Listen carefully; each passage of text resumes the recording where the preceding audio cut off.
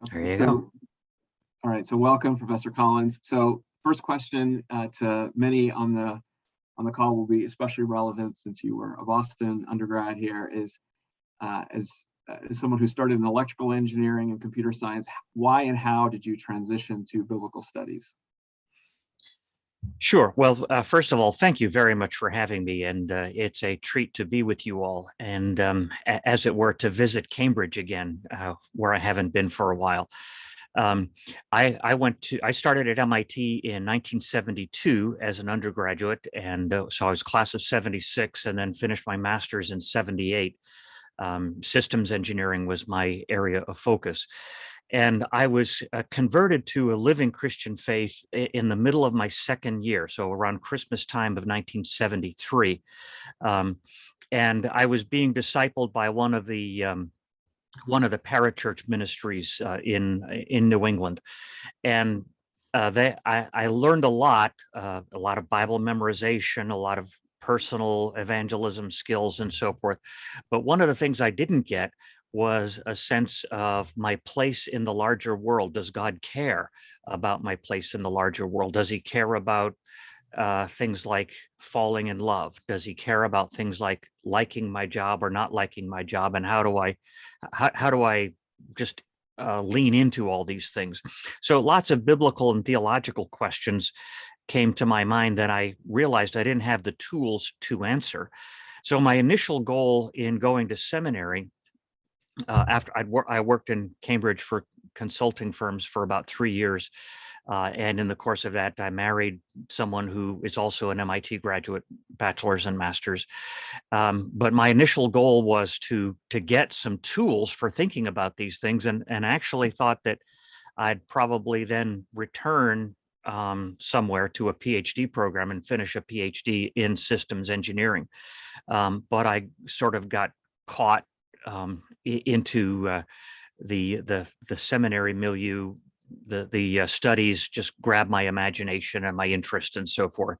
And I also had good feedback from the elders in my church. They said, they told me, we think you're cut out for something in the ministry. So while I was in seminary, I began thinking about graduate study, and actually interviewed with the linguistics department at MIT, thinking that I would do something related to linguistics and biblical Hebrew.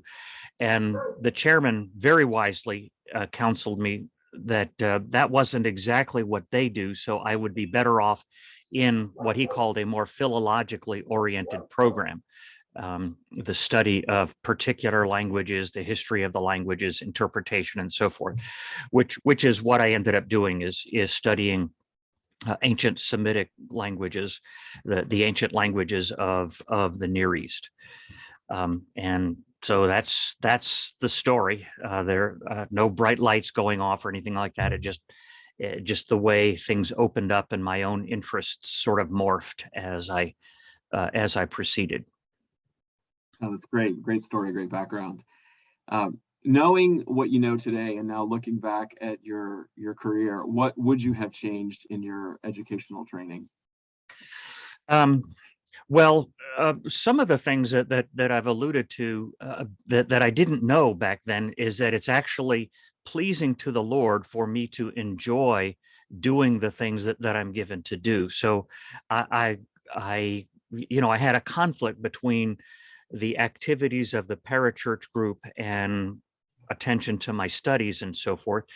And there would have been a better way to resolve those tensions. Now, I didn't, I don't want to turn into a total nerd or a hermit or something like that.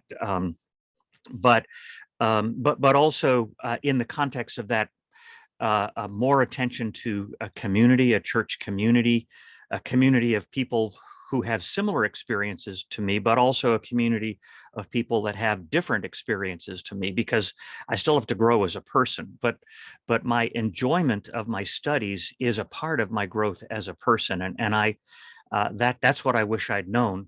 And I think I could have, I just could have profited better. It's not nowadays.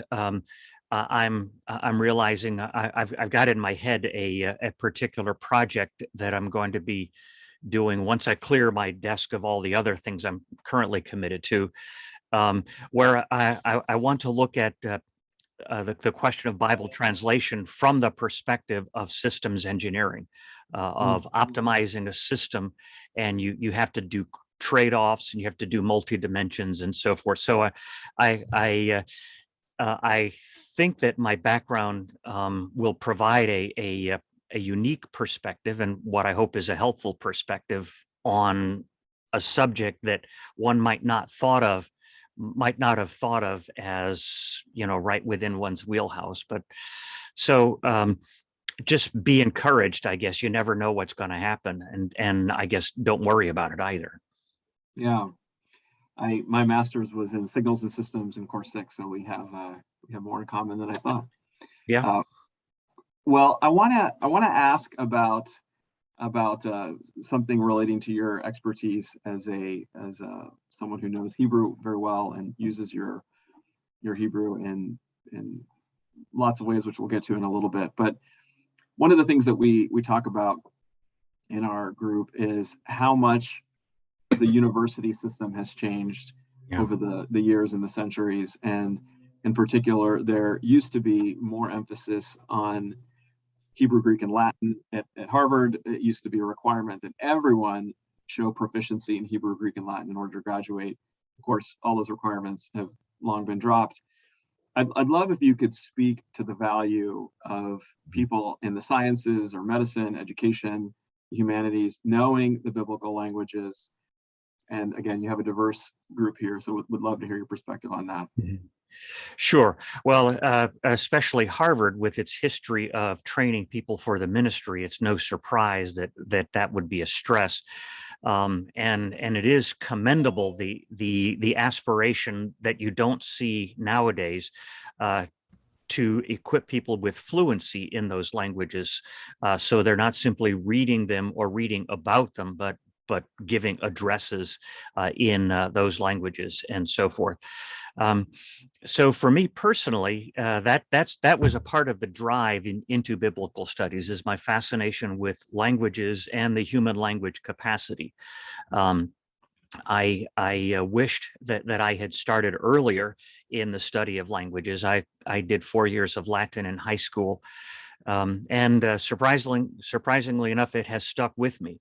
So my Greek, I learned actually before I started seminary. My Hebrew a little bit before I started seminary. I learned those on my own.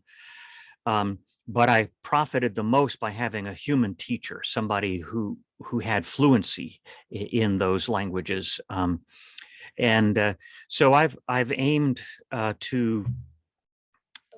for Hebrew, for example, I've aimed to become a speaker of Hebrew as much as I can, so that I'm combining the senses. I can read it aloud and imagine how it would have sounded to a congregation as this was being read aloud to them, and think about the connections of the words and so forth.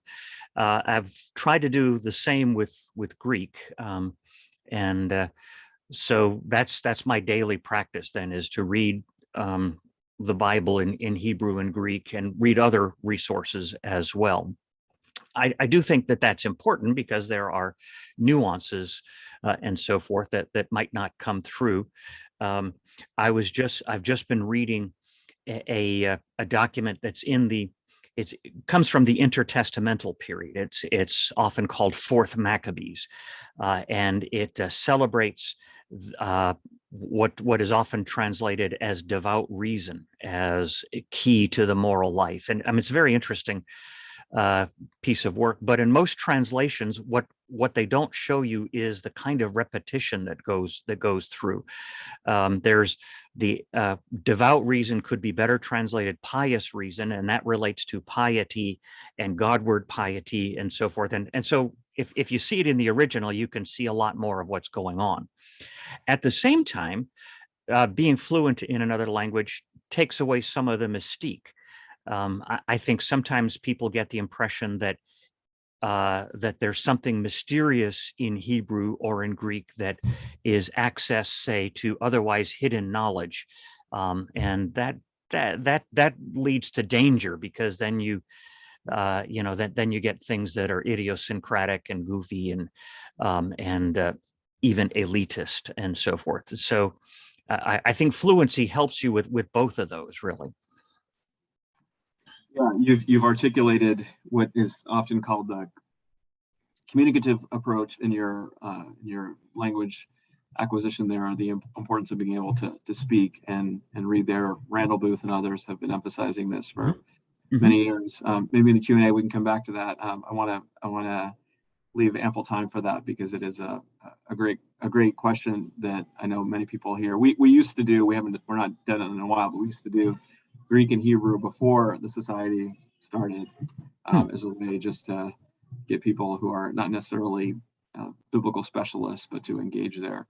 But just last question on this before we transition to more interpretation questions is, for people on this call or people who might be listening to the recording who want to gain confidence in their interpretation of Genesis or any other passage, you mentioned the value of a human instructor in your comments there.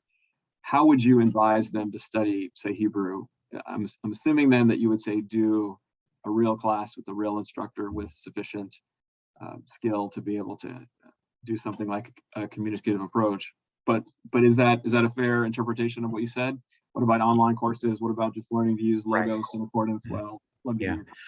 Ideally, a human instructor. I mean, depending on the person, it's not an absolute requirement, but ideally, and nowadays, so many seminaries and colleges are making language instruction available online. I know we are.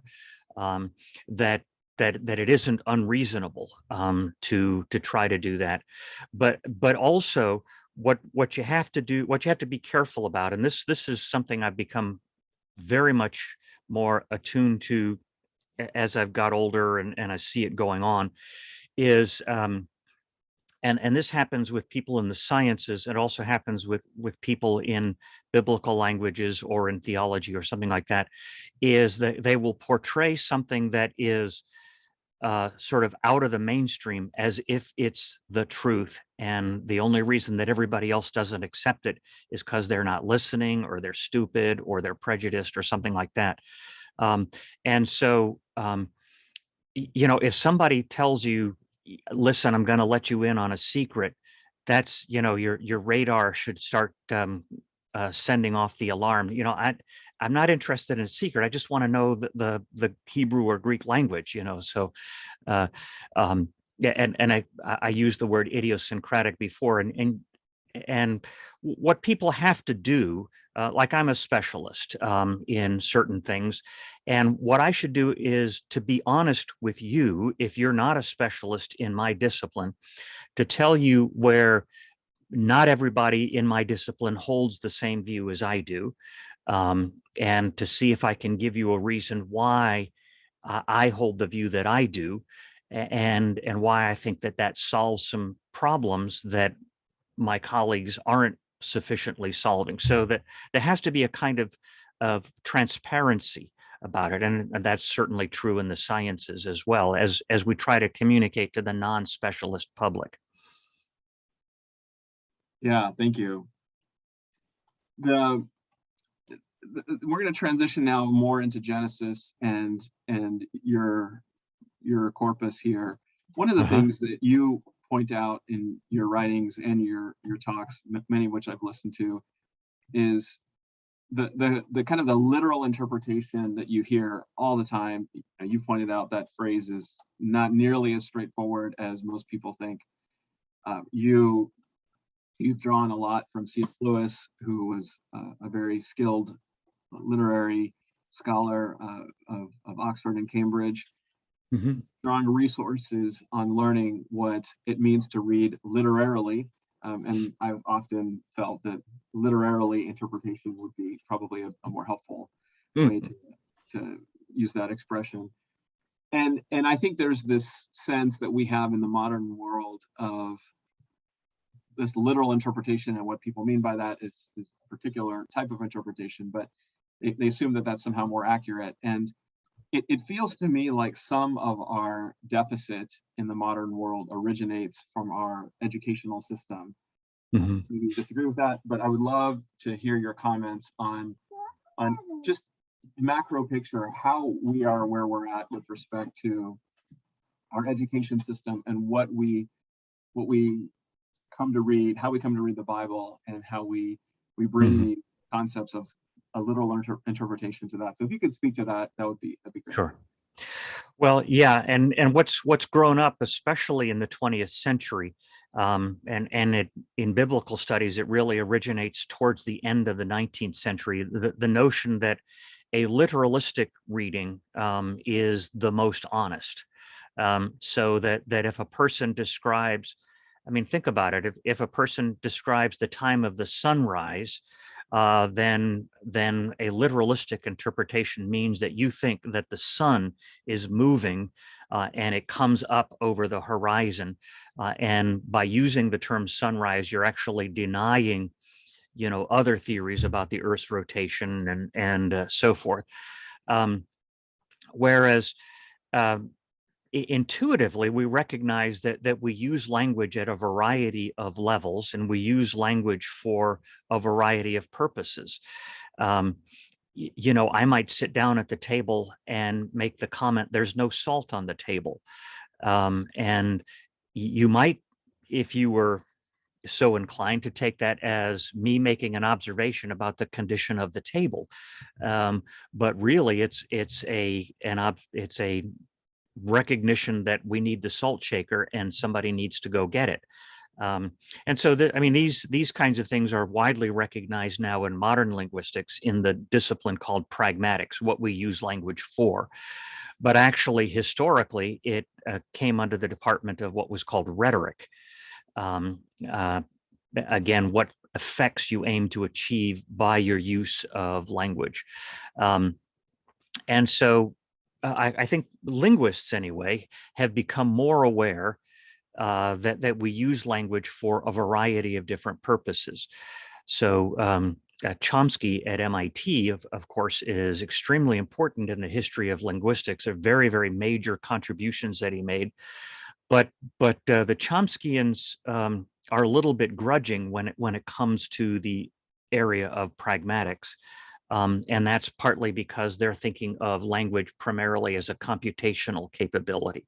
So, they're not really thinking, they think that language as a means of communication is a second order usage of language. Well, um, so if you think of language as primarily a way of exchanging information, then then you're probably headed towards a literalistic approach, not simply towards reading literary things, but really towards personal interaction. And we all know that if we functioned that way in our day-to-day relationships, we wouldn't have any relationships left. um, we don't treat each other that way if we're being good and generous and you know going out of ourselves to the other and so forth. So what I've aimed to do is to take hold of the modern discipline of pragmatics, to try to marry it with the classical disciplines of rhetoric, and just try to look at the biblical material from that perspective. What are the biblical writers trying to do? Um, and that involves asking a question like, how do the biblical writers envision their material being used? Because it's a very different thing if they envision somebody sitting down by himself or herself in their study, reading by himself or herself, versus having it read aloud in a gathered congregation and so forth. And so just asking those kinds of questions, that's been my approach. I want to recommend for those who want to go deeper in this. You gave a talk, I think it was at the Carl Henry Center, called "What is the Creation Story There to Do for Us?" Mm-hmm. That was a helpful talk for me, because you would make the case, and I would certainly agree, that Moses in some way would be the author of the Pentateuch, And if we situate Genesis and picture Moses on the plains of Moab giving this farewell speech to this group of people that's about to come into Canaan, a land of very developed civilizations with their own religious structures within that, what would Moses be trying to do with his speech there that he gives in Deuteronomy, but of course tying back even into Genesis. I know we don't have time to go over that, so I'll just point everyone to listen to that. It's online, you can find it. Again, it's called "What is the Creation Story There to Do for Us?" Let me go to a question. I'm going to go a little bit in different order here. For people who are newer to your corpus, what would you recommend that they do in terms of books to read? Which ones would you say? Let's start for a generalist, someone who says, all right, I want to know how best to understand your body of writings. What would you say in terms of 1, 2 to 3 to read? And then also, what books in general, maybe outside of your own writing, have been the ones that you think would be generally recommended to understand Genesis well? Sure. Well, this wasn't the first book that I wrote. It was actually my second book, Science and Faith. I wrote this deliberately for the non-specialist, and a person who's not a specialist necessarily in the sciences and not a specialist in theology or biblical studies. But I tried to consult with a lot of specialists to make sure that I wasn't misrepresenting any of the more recondite theories. The best testimony for this book is from the wife of a very close friend of mine. This friend of mine was a roommate of mine as an undergraduate, and then he stayed at MIT for a doctorate in physics. And his wife told me she read that book and she finally understood her husband after reading that book, why he loves what he does, and so on. She told me she felt like I was sitting at their kitchen table explaining stuff to her. So that's the book that I guess I worked the hardest at a sort of friendly and approachable style. I think I pretty much would agree with everything that's in there. I could refine it, because this is what 20 years ago I wrote that book. I was writing that book when the planes flew into the Twin Towers on 9/11. So that sort of sticks in my mind. And then, so this book, Reading Genesis Well, this is a little bit more technical, but I'm still trying. This is my most recent book. I'm trying as much as possible to lay out my methodology and to persuade the reader that this methodology is what I call intuitive and also critical. Critically intuitive that's the term that I coined for it, that it's things that we're familiar with from our day-to-day experience, but we're trying to make it more rigorous and more careful. So those I guess would be at the top of the list. I am told that my book on miracles requires a dictionary to read. So my apologies for that. My only excuse is that I didn't invent the terminology. I had to learn it myself. So I have actually spoken with the publisher about writing a revised edition where I could clean up a lot of those things, but I have too many other requirements on my time right now. Those, I guess, are things that I would sort of put at the core. I have a commentary on the first 4 chapters of Genesis if you want to go into more detail, and then a more technical discussion on human origins, both from the exegetical and from the more scientific side. Thank you. Can you tell us more about your contributions to the ESV Study Bible? You're listed as the general editor of the Old Testament, and very popular study Bible. I think it's the #1 most popular study Bible. Would love to understand where your fingerprints are. Well, I was recruited to be the chairman of the Old Testament committee for the ESV translation back in the 90s, and so that was my start. And then when Crossway wanted to produce the study Bible a few years after the translation had been released. They asked me, would I be the editor for the Old Testament? What that meant was I had to choose the contributors for the various books, and then go through their material, clean it up, in some places, introduce, scholars, they can be a little bit tunnel vision, so they're sort of the kinds of things that they want to talk about aren't necessarily the things that are of major concern to the general reader. So my main goal was to make every one of my contributors to look as good as I could. And then in revising their material to bring in certain things like there's a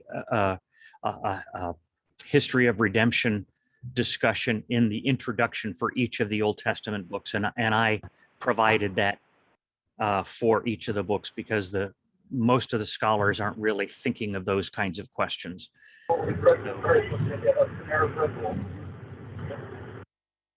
And then I wrote a few articles as well, like how the New Testament uses the Old and what is Old Testament theology and so forth. Great. I'm guessing there's going to be questions about that as well in our Q&A time. Let's go on to speak about Genesis itself. So we often refer to, and we actually went to a debate years ago of William Lane Craig. He debated Bart Ehrman, and the society went to that debate. But he has had a couple of major projects that he has recently published around. One was the Atonement, and then more recently around Adam.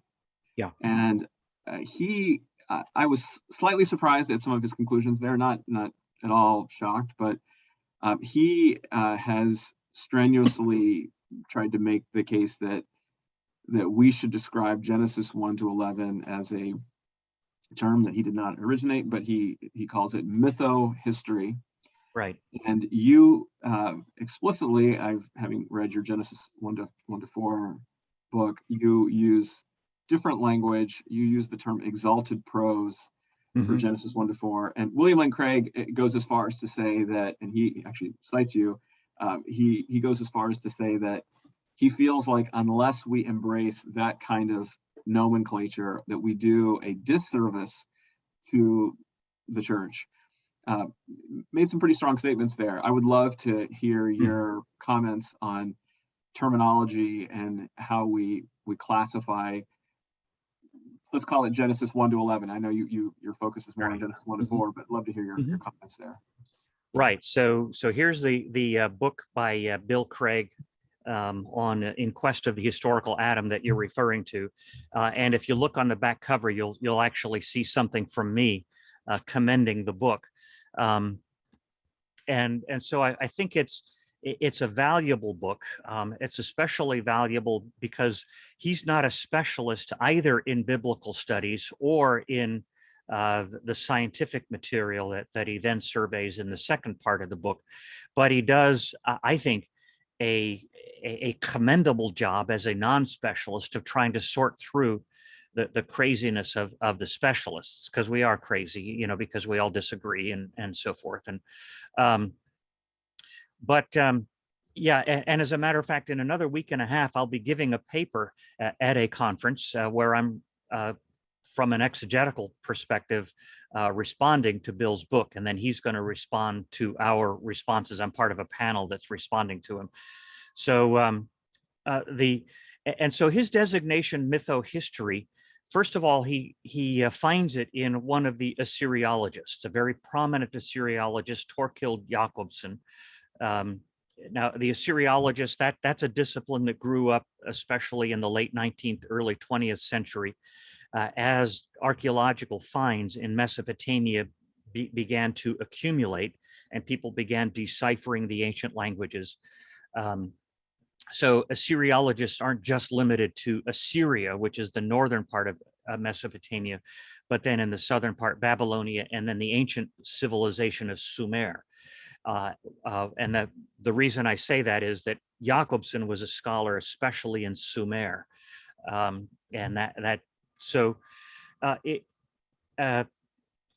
Jacobson uses the term mytho-history, but it looks like he also thinks that he's calling it mytho-history because it's partly history, but a lot of it is myth, and he means by myth tales that are not true, since they involve the gods that can't be true. And so, that's problematic. Now, Bill tries really hard because he does a lexical survey of the use of the word myth and so on. He tries really hard to steer away from those things. But I don't think he's going to be successful with that term. I think that no matter what, he is going to be misunderstood. And I know and he has been misunderstood. I've read some of the other responses already. He is certainly going to be misunderstood. He also claims that fellows like myself or Gordon Wenham, that were we bolder, we would use the term mytho-history ourselves. And I demur from that. That's not true. So there's another Assyriologist from Yale, William Hallow, the late William Hallow, I'm sorry to say, who uses what I think are more helpful terms, namely prehistory and proto-history. Bill sort of poo-poos those terms, and I think Hallow's use of those is much more helpful. So the prehistory is the stories of the origin of the world before you really have any human history, and then the proto-history is the earliest stages of human history, way before us. Now, us being the people of ancient Sumer, so we're talking 2000 BC and even earlier. And also what I'm going to argue, and coming back to this multidimensional thing, is the word genre that's often used is, I think, an unhelpful term. People who are mathematically inclined, if you have a vector in, say, 3 dimensions, just giving me the magnitude of the vector doesn't help me as much as you might think it does. I want to know what are its components in the X, Y, and Z dimensions. And the thing is that a text or a speech has multiple dimensions. First of all, there's the social function of it. What are you trying to achieve? In what kind of setting? Then there's the literary form. Is it a narrative? And if it's a narrative, is it a prose narrative? Is it a poetical, narrative poem, and so forth?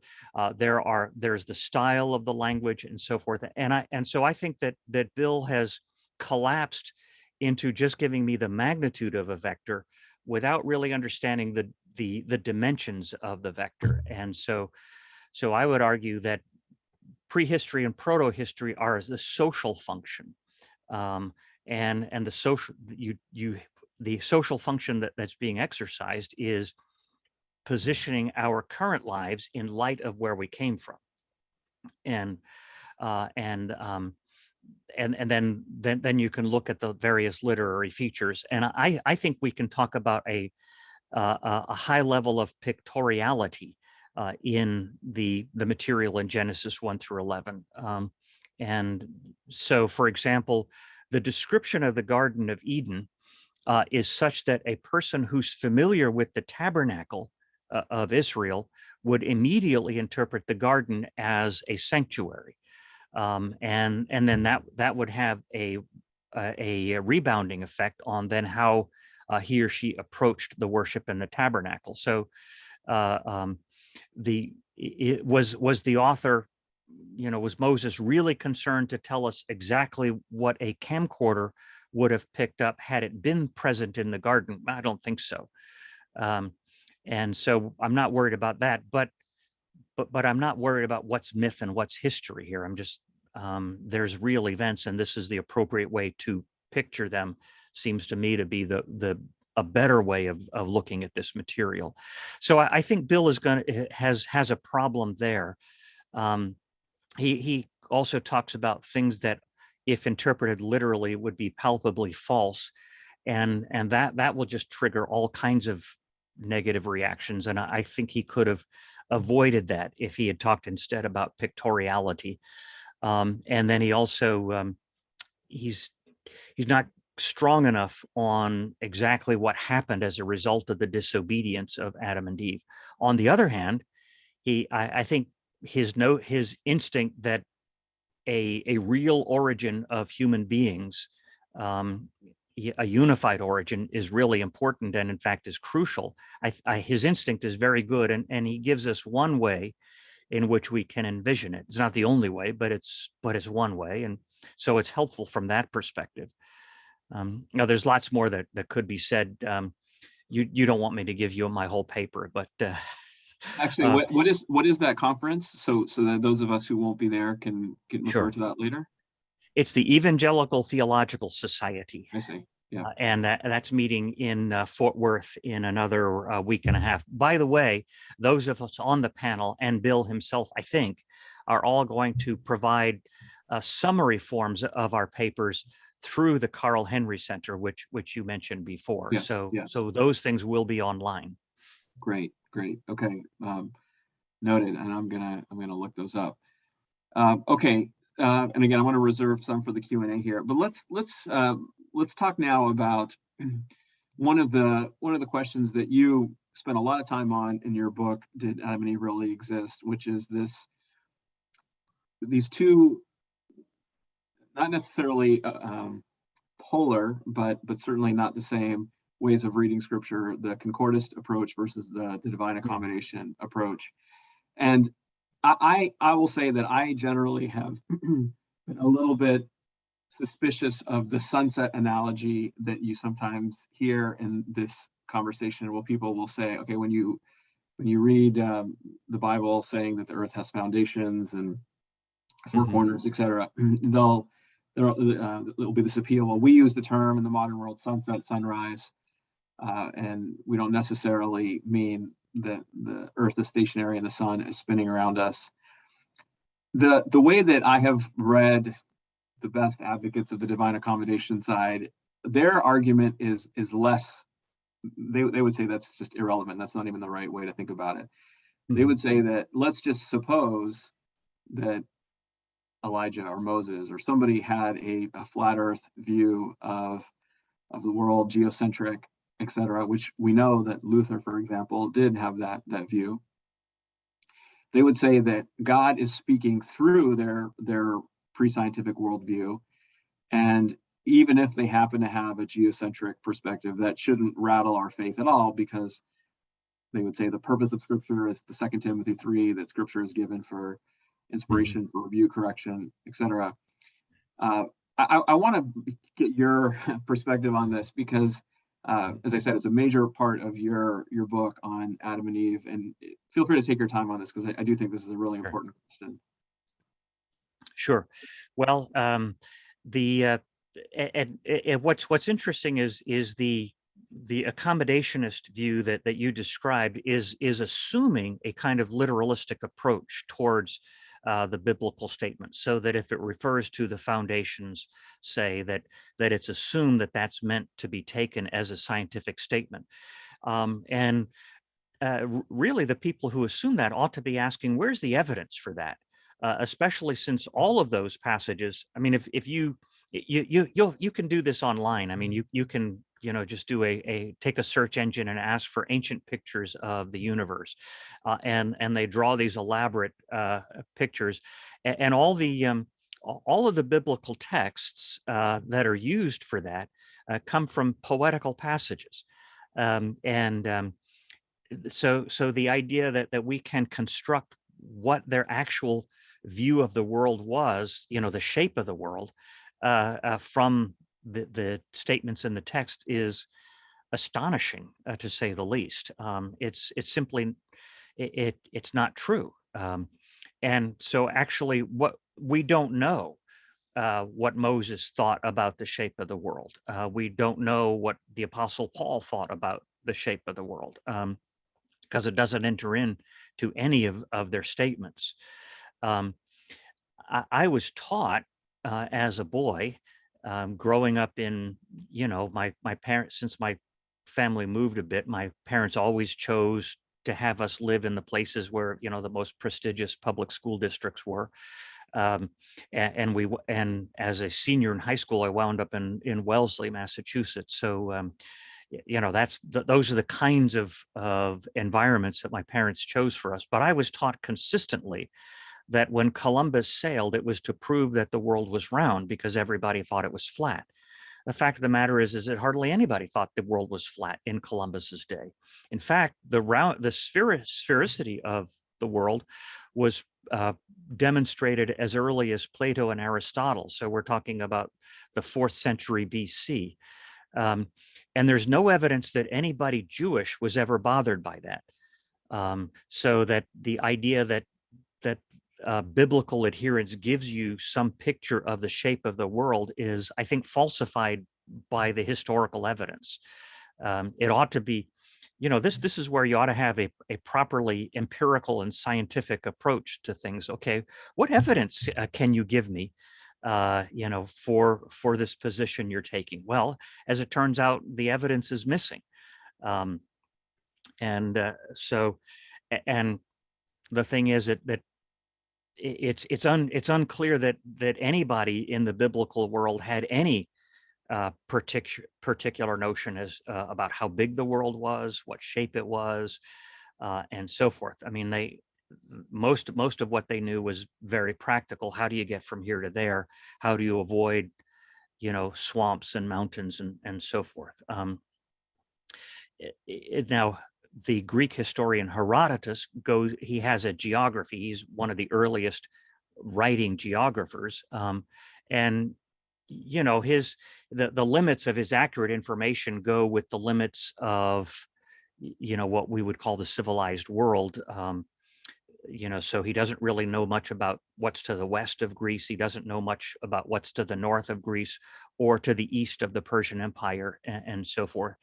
And his knowledge of Egypt is interesting and patchy.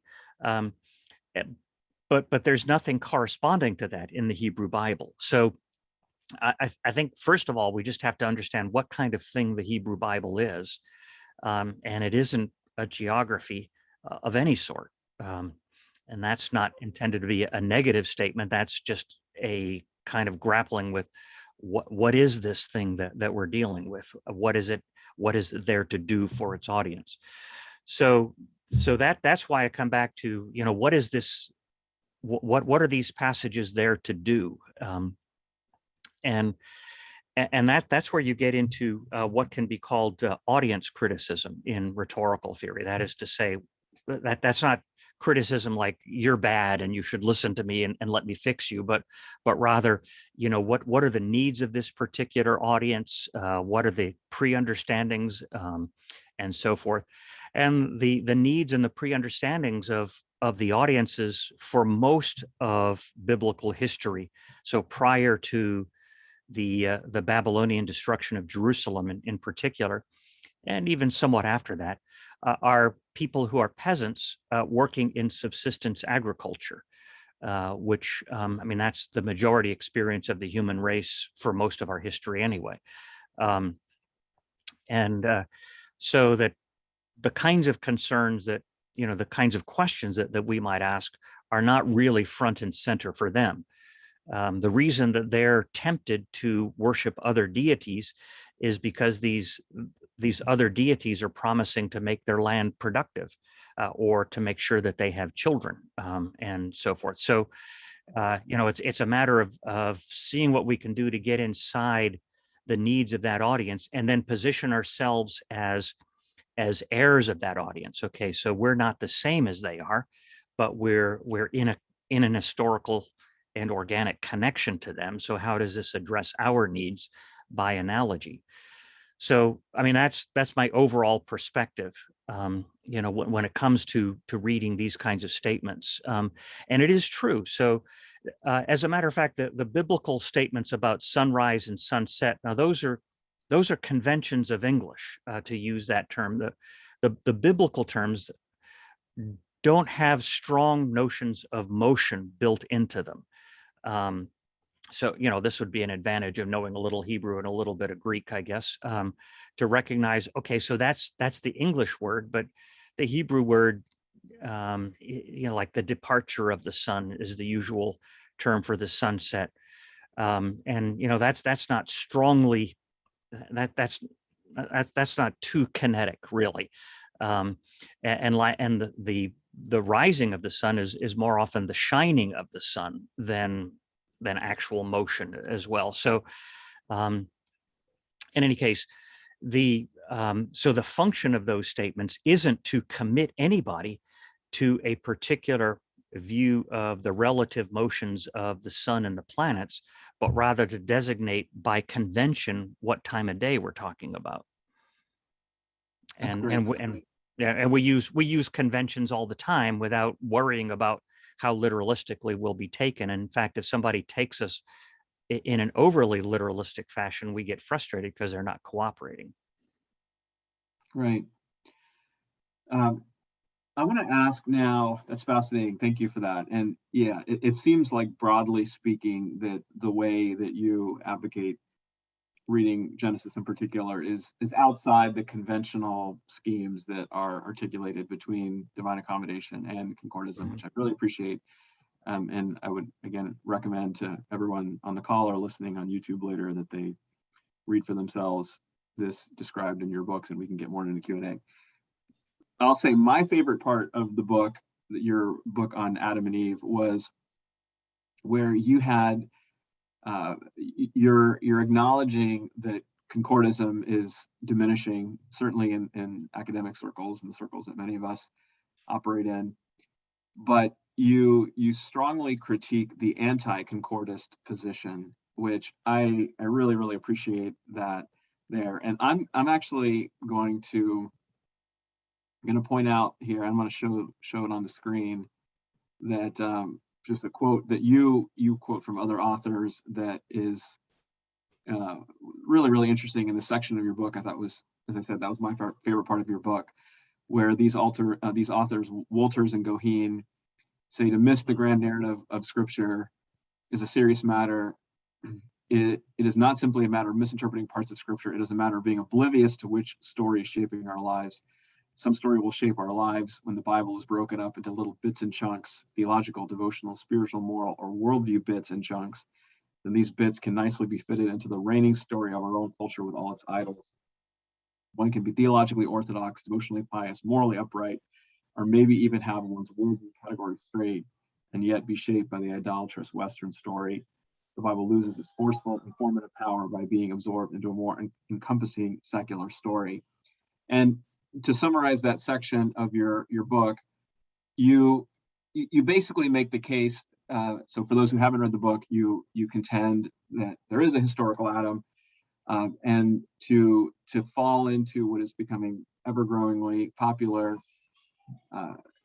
which is this anti-concordist approach, you lose something very formative, transformative about Scripture, and I think even in many ways, much of the authority of Scripture. I would love, again, to hear your comments on that and where we're headed. And I liked it because it was pastoral in your thinking there. So yeah, please comment on that. Right. So the basic function of the Scriptures is to situate us in what it claims to be is the true story of the world. The world didn't generate itself. The world is the creation of a good God. Humans are a creation that God takes pleasure in, and they were intended to function in a wise and benevolent fashion in their rule over the creation. But something has come in to corrupt us, and so all of our experience is of being corrupted beings in God's good creation.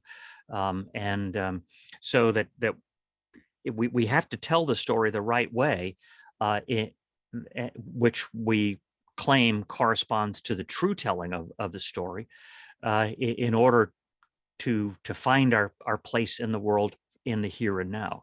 The whole idea of the biblical revelation is to establish the community in which the proper functioning of our human nature can flourish. And so the proper function of our human nature you can see on display in the creation story. Human beings are created for one another. They're created for wisdom and benevolence, and departures from that are corruptions.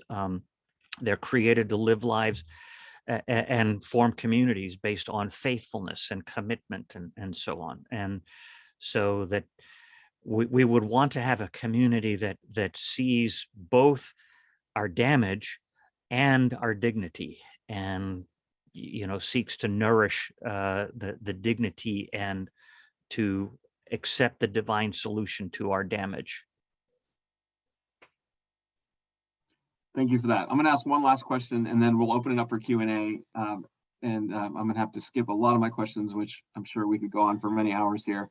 But let's think about the early church for a moment and how they read Genesis. So Augustine wrote a book about this, Origin Comments on his take on Genesis, and they would interpret Genesis quite, and again, I don't know what a better term is, non-literally here, but I think we've already talked about the baggage on that, but in ways that I think are much more favorable to your reading of Genesis. What value do you see the early church contributing to our conversations today? Well, I think overall, I think the value is very high. But I should qualify exactly what I mean by that. My model for what has come before is what I call critical appropriation. They're important voices, and yet they don't relieve me of the responsibility to assess, so that I don't attribute to the ancient Christian or Jewish writers the same authority as I do to the biblical writers. But they, especially the closer you get to the biblical writers, they do have a right to my ear. So I should pay careful heed. And if I decide I need to differ from them, I should do so carefully. And also in academia, you see this in the sciences as well. We tend to focus on stuff that was published in the last couple of years, and that's, so that because we're looking at the cutting edge and so forth, and we don't usually have a good sense of what's the history of this discussion. We act as if we're the first people even to discuss these things and to know how to answer them, and it's helpful to know that this conversation has been going on for a long time. The problem of evil has been wrestled with for ages, and it's not really different now than it was back then. There's certain factors that complicate it, but it's not a different problem. And problems of free will and responsibility and divine sovereignty. Those are issues that very, very sensible people have wrestled with, and we ought to give them heed. But then you also have to, there's a principle, it's in law, and it's also used in textual criticism, the comparing of manuscripts of the Bible, that witnesses are to be weighed and not simply counted. So, it kind of depends on whom you're reading. So Augustine is a very important figure and one I would want to pay a lot of attention to. Origen, probably, but I'd also have to recognize that he had some oddities about him. And so, in each case, I just have to weigh these guys. But very, very sensitive figures in the history of the Christian church have been aware of, well, exactly what this phenomenon that I've called audience criticism, that the biblical materials are not written for the teaching of science, but to address a peasant audience, and so forth. And so having some sense of the history of grappling with these things is really important. And actually, a lot of the modern creation versus evolution discussions, they talk about what's a traditional reading, but they haven't really thought through what they mean by traditional. And so I'm very interested in what the ancients thought, not necessarily because they'll persuade me, but oftentimes they do. And there is an ancient history of this this phenomenon of audience criticism, which I find very, very helpful. Thank you. What I'm going to do is I'm actually going to turn off the recording now so that people can ask freely. I know that we're talking about some topics that there can be some sensitivity and emotions around, and career implications even for. So I'm going to just hit stop recording here, and